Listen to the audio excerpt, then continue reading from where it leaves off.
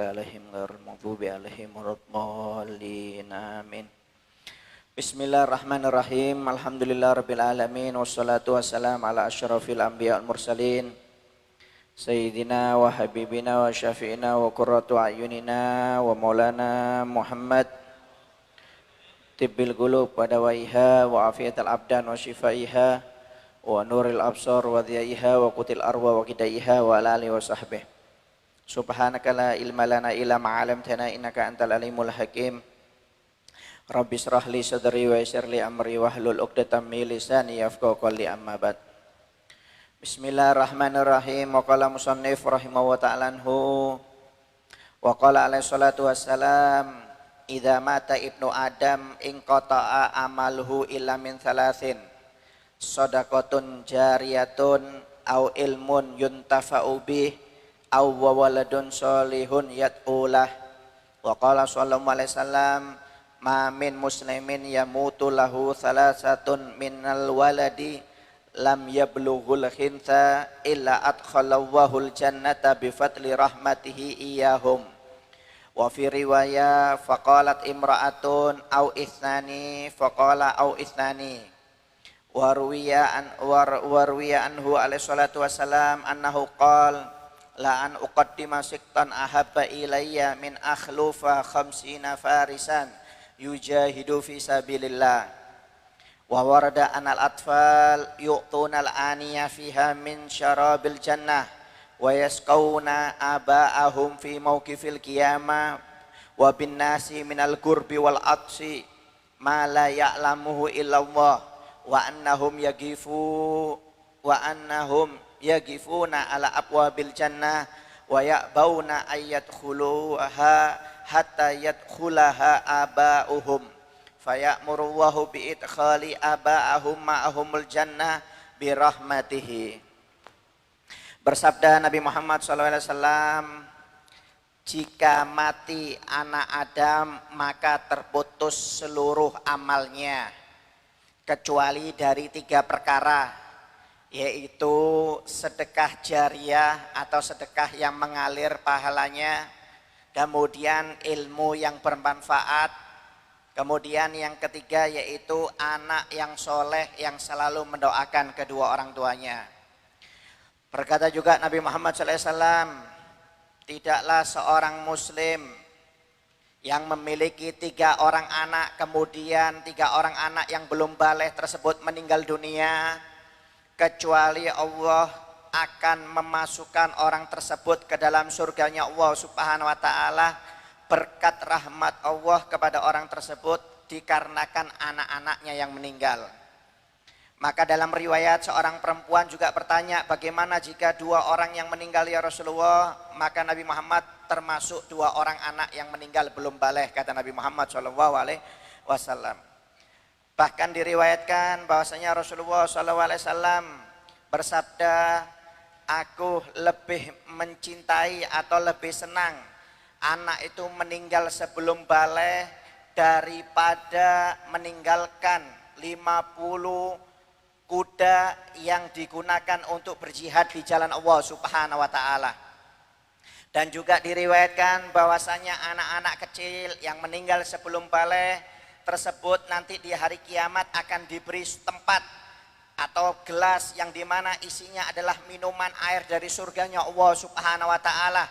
Mereka akan diizinkan oleh Allah Subhanahu wa ta'ala untuk memberikan minuman kepada orang tua mereka di padang mahsyar, yang dimana manusia tersebut pada keadaan tersebut sedang kebingungan, kesusahan dan kehausan yang tidak ada tahu keadaannya kecuali Allah Subhanahu wa ta'ala.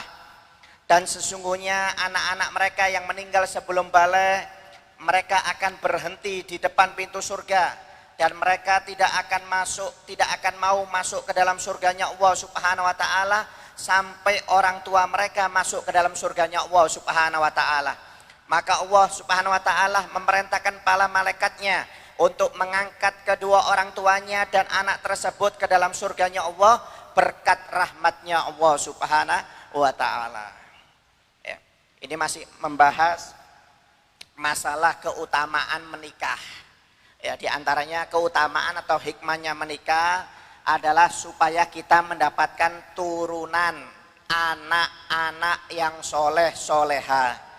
Karena mendapatkan keturunan atau anak-anak yang soleha ini memiliki manfaat yang luar biasa, pahala yang sangat besar di sisi Allah Subhanahu wa taala, khususnya bagi kedua orang tuanya.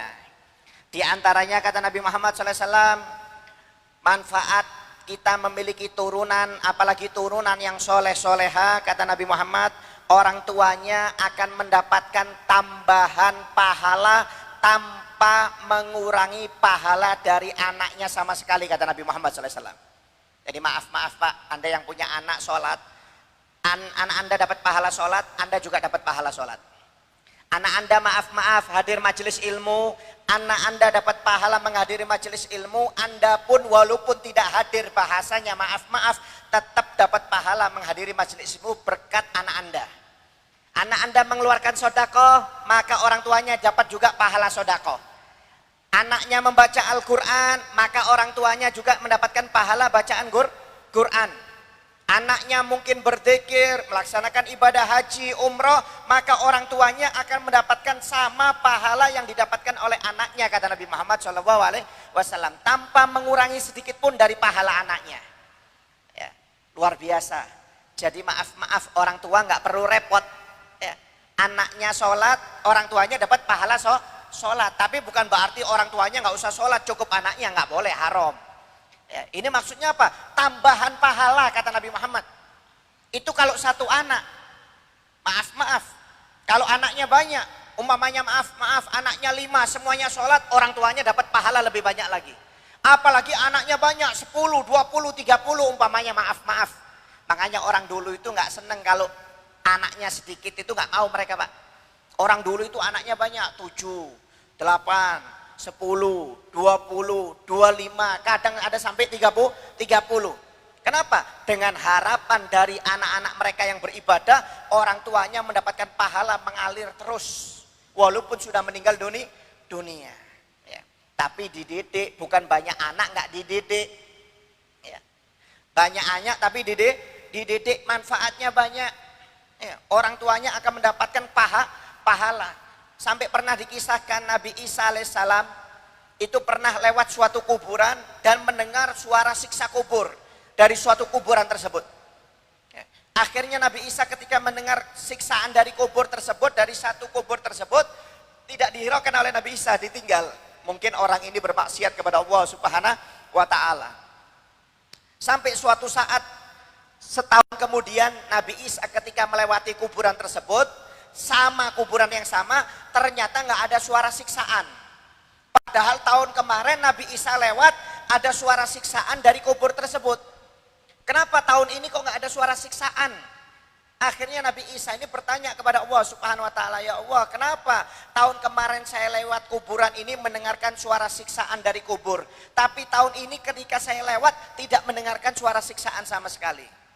Apa jawab Allah Subhanahu wa taala? Ketahui oleh Musa bahwasanya orang yang dikubur tersebut ahli maksiat kepada aku. Dia sering berbuat maksiat kepada aku. Ketika dia meninggal, dia mempunyai anak yang belum baleh. Dan sekarang anaknya sudah baleh, anaknya menjadi anak yang soleh. Dan anaknya cinta kepada anak yatim, memelihara anak yatim. Berkat anaknya yang soleh memelihara anak yatim, maka dosa orang tuanya juga aku ampuni, kata Allah Subhanahu wa taala. Subhanallah. Ya, anaknya gara-gara anaknya soleh, ya senang dengan anak yatim, memelihara anak yatim, akhirnya orang tuanya kebagian pahala dan siksa kuburnya dihilangkan oleh Allah Subhanahu wa taala. Ya. Maaf, makanya anak yang soleh ini termasuk tabungan kita. Ya. Ini tabungan emas. Ya, makanya orang jangan beranggapan, wah saya nggak pengen punya anak nanti ribet, ngasih pendidikan, ngasih makan, jangan dipikir itunya. Dipikir manfaatnya kalau kita sudah meninggal. Kenapa? Pahala kalau dikerjakan anak itu akan mengalir kepada kita, kata Nabi Muhammad SAW. Hanya keutamaan orang memiliki turunan, apalagi turunan yang soleh-soleha, maka orang tuanya akan mendapatkan tambahan pahala tanpa mengurangi pahala dari anak tersebut, kata Nabi Muhammad SAW. Tapi hati-hati, kalau anak kita bermaksiat, maka dosanya pun akan disetor kepada kita. Waliyadzubillah min dzalik. Jika kita tidak mendidik anak kita. Tapi kalau suatu saat kalau kita sudah memang mendidik anak kita benar, nggak tahu ya ketika kita meninggal anak tersebut terjerumus di dalam hal-hal yang diharamkan oleh Allah Ta'ala, maka hilang tanggung jawab kita. Cuma amalan anak itu akan selalu disetor kepada orang tuanya walaupun orang tua kita sudah meninggal, Pak. Jadi maaf, jangan dikira orang tua kita meninggal kemudian nggak tahu amalan kita. Enggak.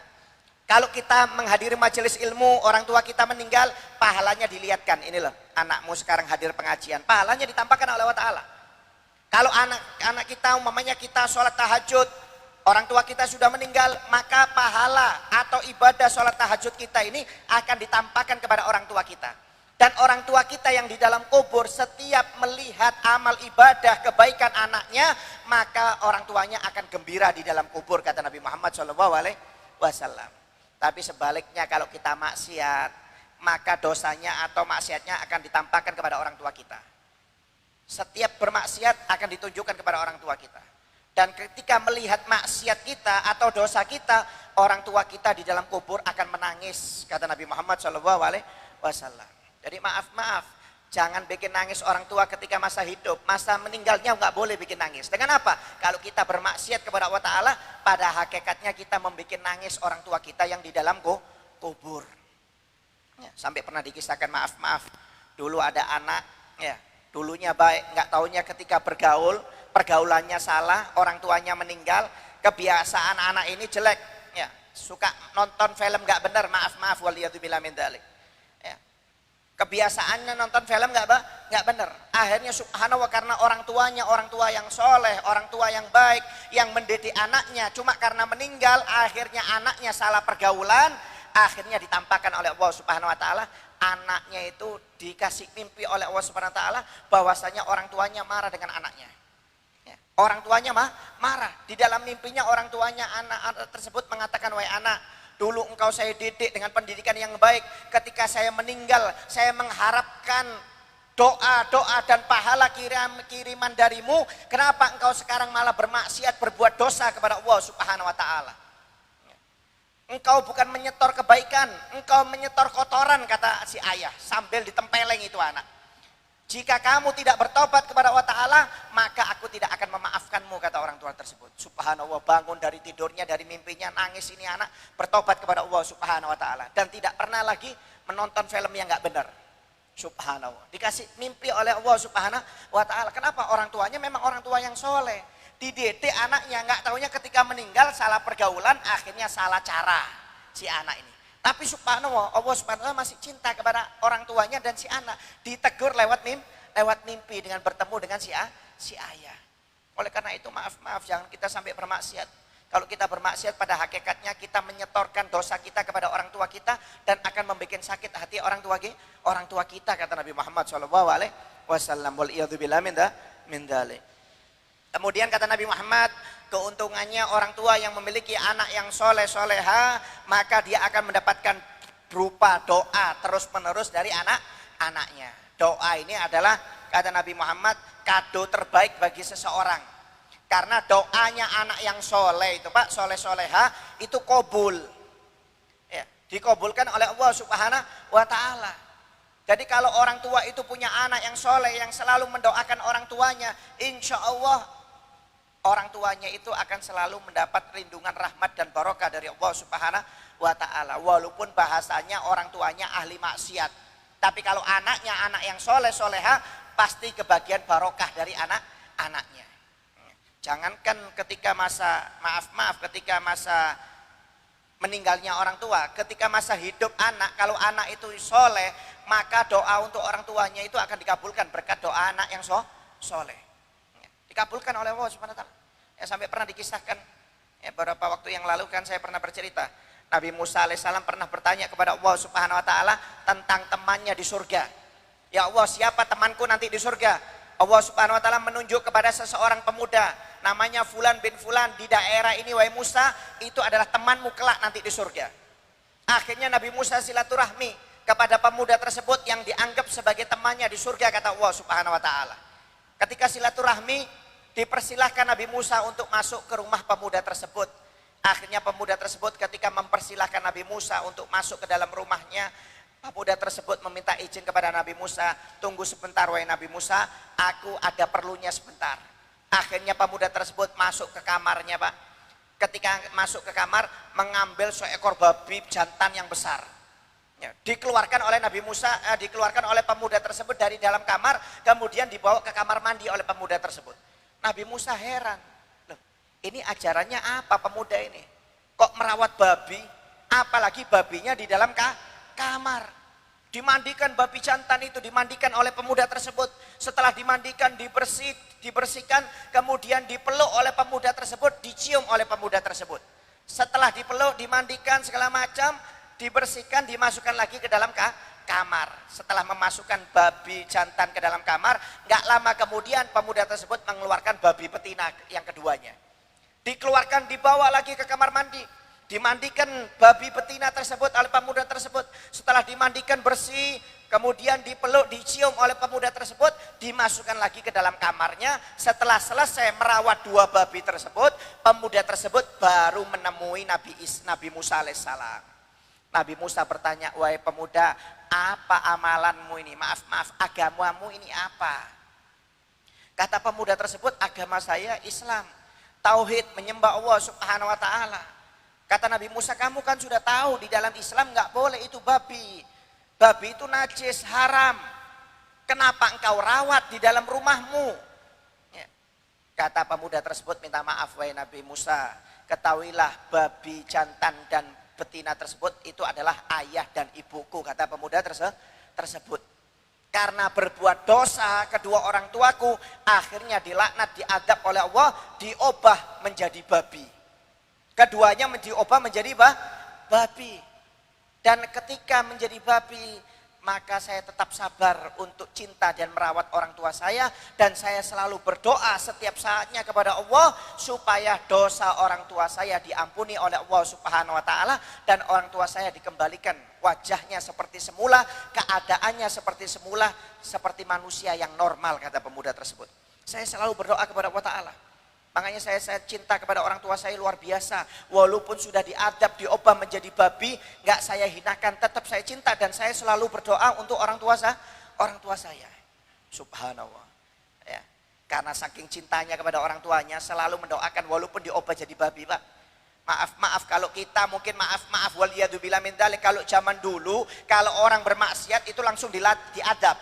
Kalau zaman sekarang ditunda oleh Allah Ta'ala, nanti adabnya ketika hari kiamat. Kalau zaman dulu orang bermaksiat langsung diubah jadi babi, diubah jadi monyet. Kalau zaman sekarang enggak, ditunda oleh Allah subhanahu wa ta'ala. Mungkin maaf kalau kita hidup seperti zaman pemuda tersebut, kalau orang tua kita atau keluarga kita diubah, dilaknat menjadi babi, mungkin kita usir orang tua kita. Mungkin malu dengan masyarakat sekitar, mungkin jijik dengan orang tua kita. Tapi pemuda tersebut sabar, tetap dicintai walaupun diubah menjadi babi oleh Allah Ta'ala, tetap dicintai, disayang, kasih makan, dirawat, bahkan selalu berdoa kepada Allah supaya dikembalikan seperti semula. Akhirnya Allah Subhanahu wa Ta'ala memberi wahyu kepada Nabi Musa, wahai Musa, itulah temanmu di surga, itulah anak yang soleh. Walaupun orang tuanya aku ubah menjadi babi, dia tetap sabar, dia tetap cinta, merawat orang tuanya dan selalu mendoakan orang tuanya. Maka ketahuilah sekarang berkat doa anak yang soleh tersebut, akan aku ubah kembali seperti manusia dan akan aku masukkan surga kedua orang tuanya berkat anak yang soleh tersebut. Subhanallah, Nabi Musa belum keluar dari rumah tersebut, orang tuanya sudah berubah menjadi manusia kembali, Pak, normal. Normal, berkat apa? Doa anak yang soleh. Dibayar kontan oleh Allah Subhanahu wa ta'ala. Ya, makanya gitu, jangan sampai kita punya anak yang nggak bisa dididik, waliyadzubillah min dzalik, rugi. Kita kalau dikasih turunan, dididik anak kita, ajarkan Al-Quran, ajarkan cinta kepada Allah, ajarkan cinta kepada Nabi Muhammad, ajarkan untuk memperbanyak ibadah. Kenapa? Manfaatnya kembali kepada kita masing-masing, kata Nabi Muhammad SAW. Gak rugi, Pak. Kalau kita punya anak yang gak pernah mendoakan kita, siapa kalau sudah masuk kubur? Orang kalau sudah masuk kubur gak bisa melaksanakan sholat, gak bisa melaksanakan lagi puasa, sodako gak bisa, sudah terputus amalnya. Yang bisa memberi manfaat kepada mereka itu adalah anak-anaknya atau keluarganya. Kalau anak itu gak pernah ngirim doa kepada orang tuanya di kubur, orang tuanya bakal sedih. Kalau anak itu nggak pernah ngirim sodakoh yang diniatkan untuk orang tuanya di dalam kubur, orang tuanya juga bakal sedih. Kalau anak tersebut tidak pernah membaca Al-Quran yang diniatkan untuk orang tuanya yang sudah meninggal, maka orang tuanya akan sedih Pak di dalam kubur. Ya, maaf. Oleh karena itu jangan sampai kita memiliki anak yang durhaka, apalagi bukan anak yang soleha. Akan menjadi madorot atau bumerang buat kita dunia dan akhirat, wal iyadzubillah min dzalik. Oleh karena itu fungsinya nikah bukan hanya cuma punya anak saja, dikasih makan, dikasih minum, bukan, tapi dikasih pendidikan agama supaya manfaatnya kembali kepada orang tuanya, kata Nabi Muhammad SAW. Ya. Bahkan kata Nabi Muhammad SAW, manfaat anak yang soleh, maka anak yang soleh itu kalau beristighfar akan mengangkat derajat orang tuanya, kata Nabi Muhammad SAW. Ya. Bahkan diriwayatkan oleh Rasulullah SAW bahwasanya ada orang yang meninggal dunia. Gak taunya ketika si meninggal dunia ini, si mayit merasakan derajatnya diangkat oleh Allah Ta'ala, sampai si mayit ini terkejut. Karena si mayit ini sebenarnya derajatnya tidak sesuai dengan amal ibadahnya. Ya Allah, kenapa saya diangkat seperti ini tinggi derajatnya, padahal ini bukan amal ibadah saya. Ya, akhirnya dijawab, itu berkat istighfar anakmu ketika di dunia. Berkat istighfar anakmu di dunia, maka derajatmu aku angkat, kata Allah Subhanahu wa Ta'ala. Subhanallah, kalau anak itu ahli ibadah, ahli dzikir, ahli baca sholawat, orang tuanya diangkat Pak derajatnya oleh Allah Subhanahu wa Ta'ala. Walaupun orang tua tersebut tidak melakukan ibadah seperti anaknya, berkat anaknya yang soleha, derajatnya diangkat oleh Allah Subhanahu wa Ta'ala. Ya. Oleh karena itu fungsinya nikah adalah supaya memiliki keturunan, tapi keturunan yang bermanfaat, yaitu keturunan yang soleha, kata Nabi Muhammad SAW. Dan juga manfaatnya, kata Nabi Muhammad SAW, kalau seseorang itu memiliki anak kemudian ditakdir meninggal sebelum balik, maka akan mengangkat derajat orang tuanya dengan derajat yang luar biasa, kata Nabi Muhammad SAW. Ya, fungsinya anak ini hidupnya membawa manfaat kepada orang tuanya, meninggalnya pun kalau belum balik akan membawa manfaat untuk orang tuanya juga. Ya. Kata Nabi Muhammad SAW, ya, tidaklah seseorang muslim yang memiliki 3 anak kemudian meninggal dunia, maka dipastikan orang tersebut akan dimasukkan surga oleh Allah Subhanahu wa Ta'ala berkat rahmat Allah disebabkan 3 anaknya yang meninggal.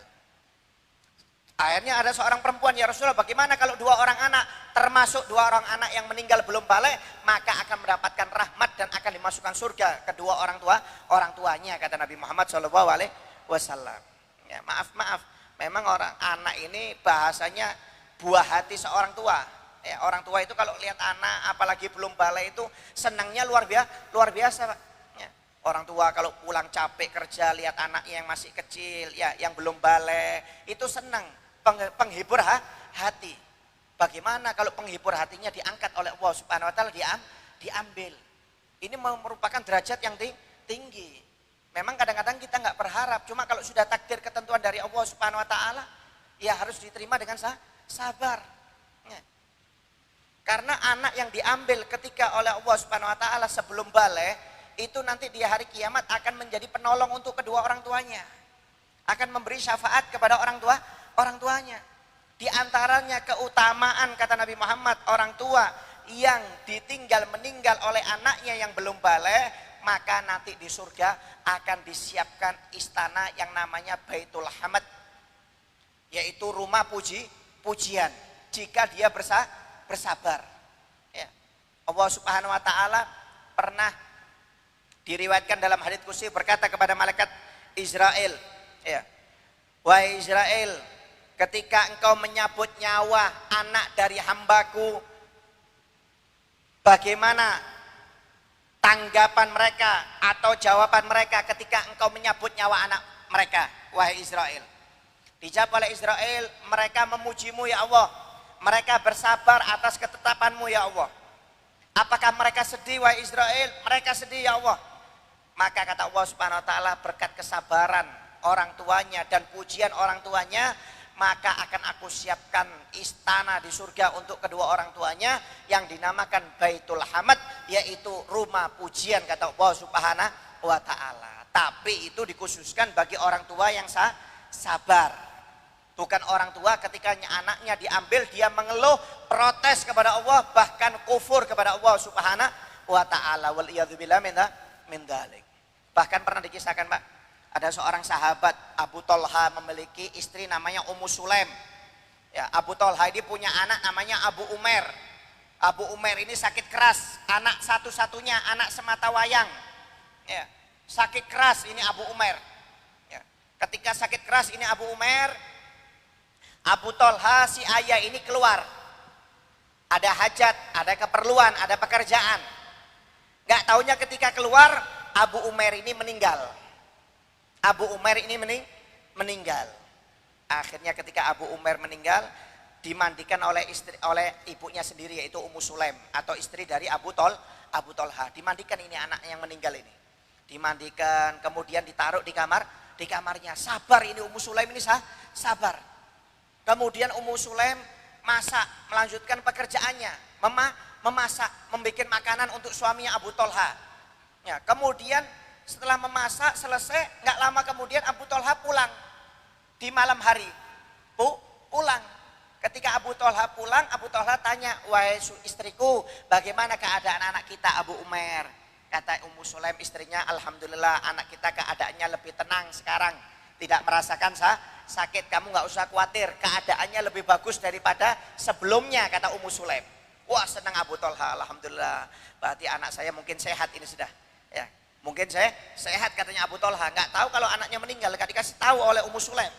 Wah, diambilkan suruh duduk, dilayani, dikasih makan oleh Ummu Sulaim ini. Setelah dikasih makan segala macam, Ummu Sulaim masuk ke kamar berdandan, Pak, dengan dandannya yang cantik luar biasa. Akhirnya Abu Thalha ini karena senangnya, kemudian makan, capek melihat istrinya cantik, maaf, akhirnya ada hasrat. Akhirnya kumpul. Malam tersebut kumpul Abu Thalha ini dengan Ummu Sulaim. Dan Abu Thalha ini belum tahu kalau anaknya meninggal.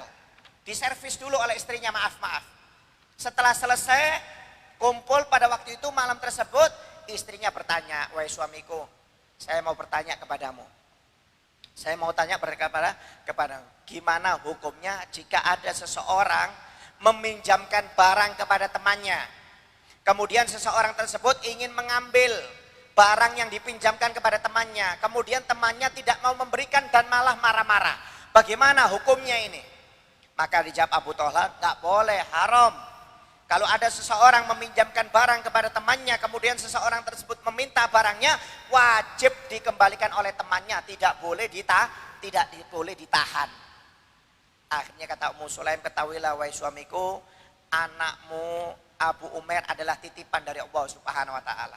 Milik Allah Subhanahu wa taala dan sekarang sudah diambil oleh Allah Subhanahu wa taala, dan engkau jangan marah kepada Allah Subhanahu wa taala dan jangan mengeluh kepada Allah Subhanahu wa taala." Gak bisa bicara, Pak. Abu Thalha akhirnya gak bisa bicara. Jadi ketika datang gak dikasih tahu oleh istrinya, malah dikasih makan, kemudian diservis di kamar. Setelah diservis baru dikasih tahu oleh istrinya. Jadi Abu Thalha akhirnya sabar dengan takdirnya Allah Subhanahu wa taala. Akhirnya besoknya datang kepada Nabi Muhammad menceritakan kelakuan istrinya. Apakah berdosa istri seperti ini? Maksudnya Abu Thalha, mestinya kan saya datang ya Rasulullah dikasih tahu dulu. Ini enggak, malah dikasih makan, kemudian diservis dulu baru dikasih tahu. Apakah berdosa istri saya ya Rasulullah dengan seperti ini? Kata Nabi Muhammad, tidak. Ketahuilah bahwasanya ketika engkau berhubungan tadi malam, maka insya Allah Allah akan memberi keberkahan dari anakmu tersebut. Subhanallah, akhirnya setelah didoakan keberkahan oleh Nabi Muhammad karena hubungan mereka pada malam tersebut, akhirnya Abu Thalha punya anak satu namanya Abdullah, yang dimana Abdullah ini punya anak 8 yang semuanya hafidul Quran, semuanya hafidul Quran dan ahlil Quran. Berkat apa? Berkat doanya Nabi Muhammad SAW. Kenapa? Memuji kesabaran Ummu Sulaim. Luar biasa, Pak, sabar. Biasanya namanya ibu itu paling menderita. Ya, ini enggak, namanya ibu malah lebih sabar daripada si ayah. Ya. Orang-orang seperti ini yang diangkat derajatnya oleh Allah Subhanahu wa taala. Ya. Makanya maaf, anak ini adalah tabungan investasi, baik hidupnya maupun meninggalnya. Kita memang tidak pernah berharap kalau sudah ditentukan meninggal ya meninggal. Yang penting kita sabar. Ya. Kata Nabi Muhammad SAW, orang tua yang ditinggal meninggal oleh anaknya yang belum balik, dia akan mendapatkan syafaat anaknya, kata Nabi Muhammad, nanti di hari kiamat. Ya, sampai-sampai kata Nabi Muhammad, nanti orang anak tersebut akan diberi minuman oleh Allah Subhanahu wa taala diberikan gelas oleh Allah Subhanahu wa taala dari surga dan diisi minuman dari surga yang dimana akan diberikan kepada orang tuanya nanti di padang mahsyar yang sedang kehausan. Ya, jadi nanti maaf kalau Anda mungkin pernah ditakdir punya anak belum balik meninggal, nanti anak Anda itu yang akan menolong Anda di padang mahsyar. Semua orang kehausan, Anda akan didatangi oleh anak Anda sambil membawa minuman dari surga, kata Nabi Muhammad SAW. Dan anak tersebut tidak akan mau masuk ke dalam surga sampai orang tuanya masuk dulu dalam surga, kata Nabi Muhammad. Jadi anak tersebut dipanggil oleh Allah, masuklah kalian ke dalam surga. Anak tersebut menolak, saya tidak akan mau masuk surga kecuali kedua orang tua saya yang masuk surga, kata anak tersebut. Akhirnya mau nggak mau Allah Subhanahu wa taala memerintahkan malaikat untuk mengambil kedua orang tuanya dan dimasukkan surga bersama anak-anaknya yang meninggal dunia tersebut. Subhanallah. Anak tersebut akan memberikan syafaat untuk orang tuanya. Makanya ini tabungan, investasi. Ya, kata Nabi Muhammad. Selain mendapatkan syafaat, anak tersebut akan menjadi penghalang untuk orang tuanya masuk ke dalam nerakanya Allah Subhanahu wa taala. Ya, kata Nabi Muhammad SAW, siapa yang ditinggal mati oleh anaknya belum balik, maka anak tersebut akan menjadi hijab tameng dari api neraka untuk kedua orang tuanya, dan orang tuanya akan dimasukkan surga oleh Allah Subhanahu wa taala. Ya, luar biasa. Itu manfaatnya. Manfaat anak kalau meninggal belum balik. Makanya orang-orang soleh dulu Pak, itu mereka kalau punya anak banyak, mereka itu berharap salah satunya bisa meninggal. Ya, bisa meninggal itu kalau orang soleh. Kalau kita nggak usah ikut-ikutan. Ya, kalau orang soleh mereka berharap, mereka punya anak banyak, mereka berharap salah satunya meninggal. Supaya apa? Ada tabungannya di akhirat yang sudah diinvestasikan. Ya, karena kalau mendidik anak ketika masih hidup ini nggak semudah yang dibayangkan. Ya, karena takutnya anak ini gagal dididik, nanti anaknya bermaksiat kepada Allah Ta'ala, kadang-kadang anaknya durhaka. Tapi kalau anak itu meninggal belum balik, itu investasi yang nyata, kata Nabi Muhammad SAW. Tapi kita tetap berharap punya anak yang selalu hidup sehat walafiat, panjang umur, menjadi anak yang soleha. Ya. Kemudian kata Nabi Muhammad juga, orang anak yang meninggal sebelum balik tersebut, pada hakikatnya mereka adalah diasuh oleh Nabi Ibrahim alaihissalam. Jadi kalau kita punya anak Pak yang meninggal belum balik, itu anak kita itu diasuh oleh Nabi Ibrahim di surga. Itu anak langsung masuk surga. Namanya wildan. Ya, namanya wildan. Ya, dalam riwayat anak-anak yang meninggal belum balik itu di surga namanya wildan. Nabi Muhammad ketika Isra dan Mi'raj, Nabi Muhammad melihat seseorang yang tinggi luar biasa. Kemudian sambil merawat anak-anak, maka Nabi Muhammad tanya kepada malaikat Jibril, wahai Jibril, itu siapa orang yang tinggi itu wahai Jibril? Dan merawat anak-anak. Anak-anaknya sangat banyak, masih kecil-kecil. Kata Jibril, itu adalah Nabi Ibrahim alaihissalam. Ketahui wahai Muhammad, anak kecil yang meninggal sebelum balik, maka dia akan langsung masuk surga dan akan dirawat oleh Nabi Ibrahim alaihissalam. Nabi Muhammad bertanya, apakah musyrik termasuk? Musyrik pun termasuk. Kata malaikat Jibril. Jadi walaupun orang itu kafir, tapi kalau anaknya anaknya si kafir ini meninggal belum balik, tetap masuk surga. Kalau belum balik, kalau sudah balik tanggungannya. Kalau dia beriman masuk surga, kalau dia kafir masuk neraka. Jadi dirawat oleh Nabi Ibrahim alaihissalam. Mereka itu yang sudah meninggal ketika kecil tidak diingatkan pikirannya kepada orang tuanya. Tidak diingatkan, nanti ketika kiamat terjadi di padang mahsyar baru pikirannya dikembalikan lagi, diingatkan untuk kedua orang tuanya. Jadi anak kita maaf umpamanya kita punya anak kecil meninggal belum balik, itu masuk surga langsung mereka.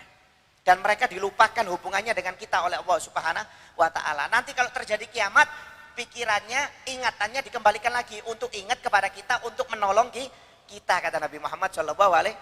Ini adalah salah satu fungsi pernikahan supaya memiliki keturunan. Baik itu keturunannya hidup menjadi keturunan yang soleh-soleha, atau keturunannya meninggal dunia dalam keadaan belum balik, kata Nabi Muhammad SAW.